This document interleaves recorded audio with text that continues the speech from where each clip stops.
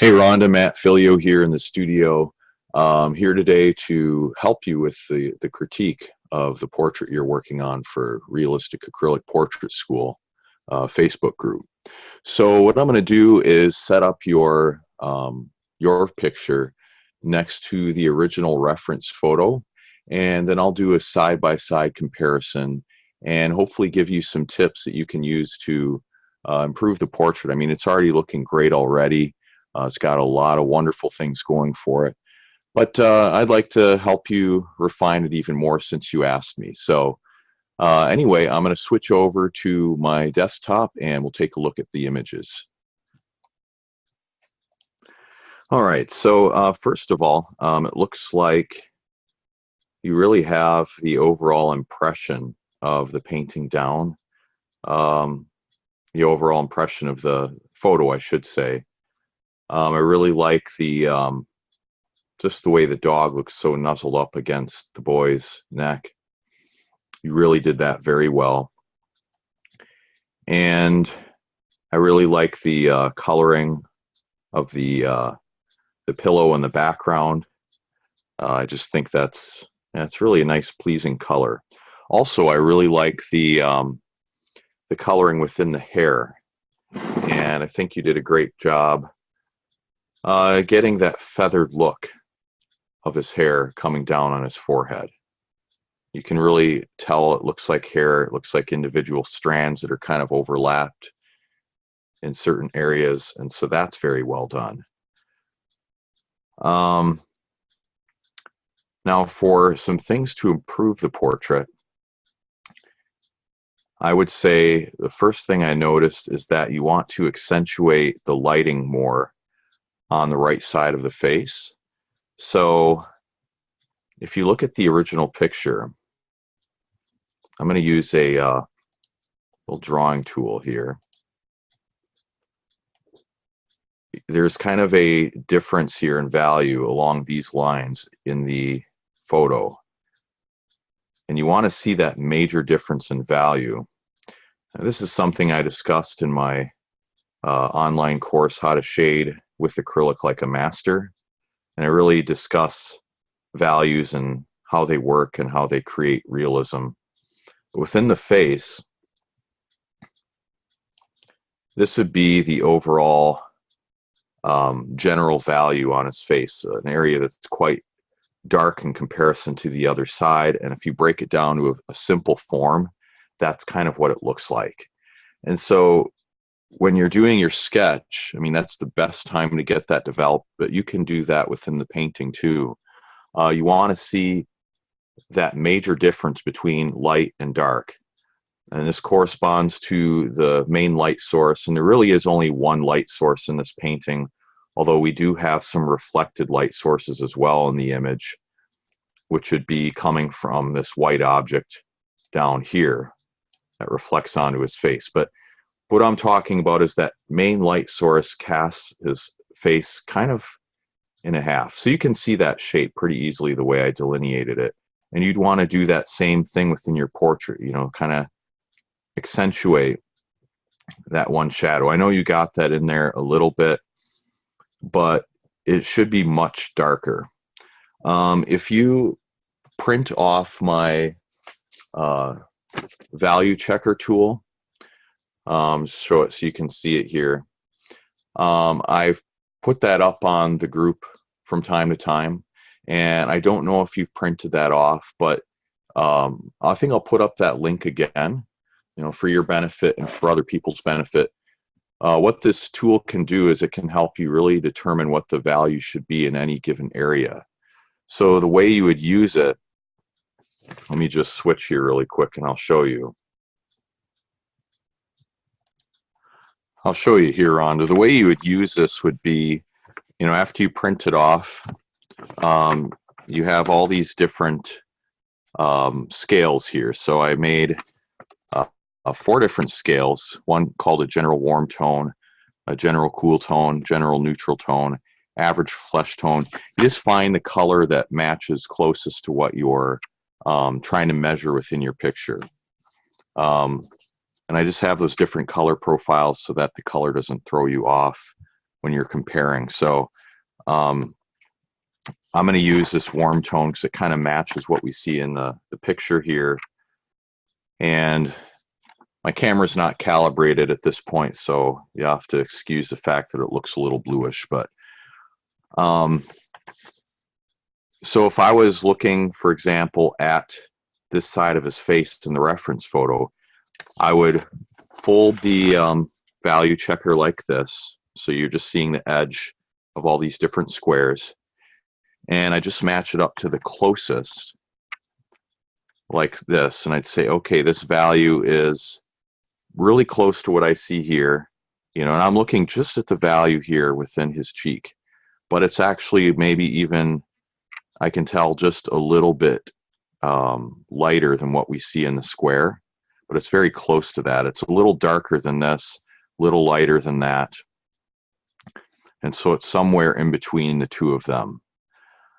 And so with that, you would bring the square over and then compare it to what's in your picture. Now, if I said the value here on his face should be just a little bit lighter than this, and I bring this square over here, well, I can see there's like a night and day difference. Now, I just started my painting, so it's got a long ways to go to get to that level of darkness where it should match up closer to the square. But you can see, you know, my picture's probably somewhere in between these two, you know, in this shadowed area, where it should actually be between these two. And you can see just that dramatic difference. So if you use this tool, that'll allow you to compare between the reference photo and your painting and see where the value should actually be. And then you can compare the shadow against the highlight. And if I hold up these squares, I can see, well, the highlight within the majority of the face is somewhere in the level of this value-wise. It matches pretty well, light to dark, you know, within this area. It might be just slightly darker than the square. And then I would hold it up against my picture, and I could see again, my picture is way too light, which, of course, you know, I expect that because I'm just starting off on it. So that would be one way of determining the value. And another way you could determine the value, I'll just show you this. You could poke a couple holes in a piece of paper. You know, it doesn't have to be anything fancy, but just with, you know, a pencil or something. And if your reference photo happens to be small enough where you can, you know, move it out over on top of your painting, you could just set this hole. It might be good to use a hole puncher so you don't have a shadow being cast, or a scissors or something like that. Otherwise, it's going to throw off your interpretation of the value. But you would stick this right over, you know, the area in question. So I'm having this right on top of his shadow in the face, and then I'm going to hold the other hole over the actual, you know, picture against my painting. And then with that, you probably can see this is much darker because you're isolating the values. It's really makes it much easier to compare. So that's another method you could use. I really find that this value checker tool is a lot handier than poking holes in a piece of paper. But either of those methods will work well, you know, to help you isolate values and measure them correctly so you can get the realism, you know, looking how it ought to look. Now let's switch back to your picture here and go over a couple more things. So again, that would be one thing to change, would be getting the shadow darker on the right side of the face, and probably the highlight on the other side a little lighter. Although I'm guessing that possibly your photo maybe is a little dim, the exposure was darker. If this is in fact white up here and not gray, then his face might be lighter than how it's appearing in your photo. And that I'm not sure of. That would depend on what you actually see, you know, in your studio. But I can tell you this, that, let me bring out my drawing tool again, that this area right up here, And you can use the value checker tool to figure this out. You just want to use a different tone, like a cooler tone on that chart.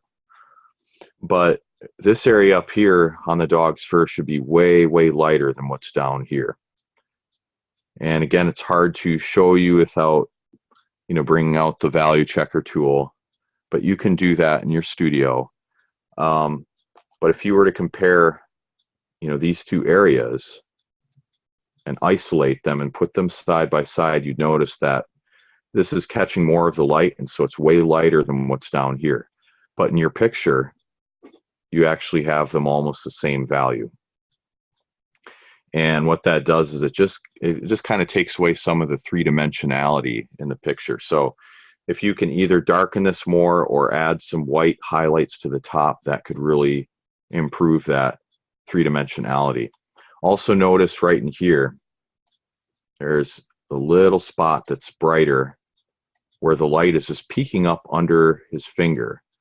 And you have that actually darker. You'd want to lighten that up, because then that suggests that his hand is actually closer to us, because it's not casting a shadow onto the dog.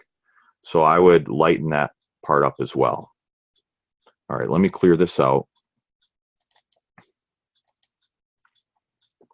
And then some other things would be, you'll want to get the shape of his eyelid in. And you can do that by seeing the shape within here. This is a nice shadow that you're going to want to capture to really accentuate the roundness of his eyelids. And again, on the other side, you see that within the photo right here. These shadows here that cut in are very important. This shadow, that shadow, in creating the dimension of his face and really showing the roundness of his eyelids, or the eyeball under the eyelid, I should say. I like that you, I'll clear this off. I like that you saw this divot in here and you put that in, but what you did is you kind of accentuated it too much. This actually kind of has a sharp line, but then there's some shading that happens after that. And so you'd want to also add that dimension of shading. You can use, whatever skin tone you had, like a burnt sienna, raw sienna, burnt umber mix, whatever you use, and extend that shadow out a little further and thin it out with, your glazing medium. So you don't have just this line sitting there on his nose. Additionally, as we zoom in a little bit more,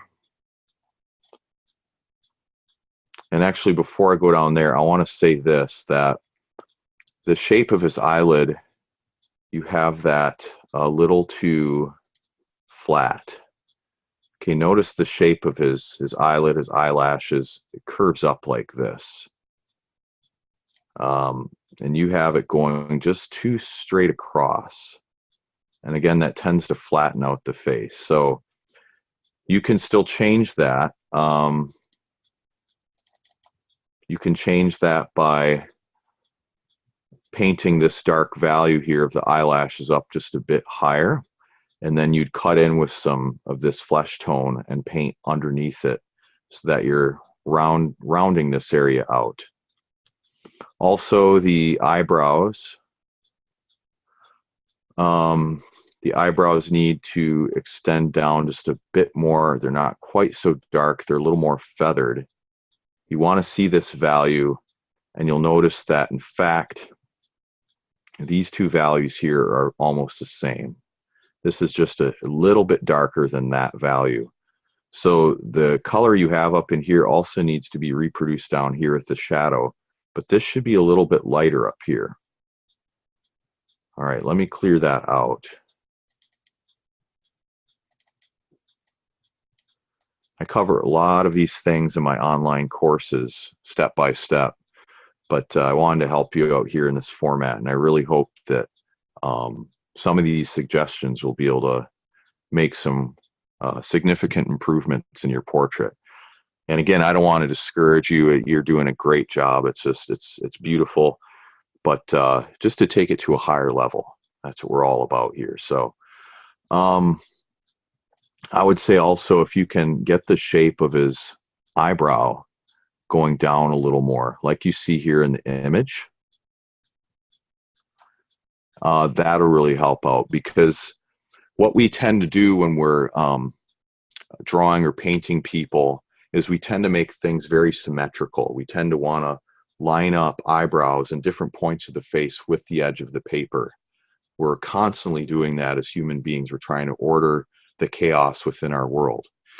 And so even though his face is tilted, the tendency is to want to make the eyebrow straight across and make it perpendicular, you know, to your edge of your canvas. But it isn't actually like that. As I pointed out, the eyebrow actually angles down because, you know, the angle of his face is like that. And so, you know, you need to have the angle of the eyebrows also correspond. So if you can change that, that'll make a huge difference as well. Now, moving on to the mouth, if you can add some of the shadows, you see some of these shadows within here. You have a very dark value right in here where the actual mouth opens up. You have that little tooth there. But within that, there's some secondary values that come out from that. And I'd like to see that developed a little bit more. So if you use the color you had for the lips and glaze over this area, if you make it very transparent, you know, then you won't obscure what you painted for the mouth, but you'll darken this whole area, and it'll just look like his mouth is a little softer and it's opened up more than what you have it portrayed as. Let's see. Now I'm going to zoom out here.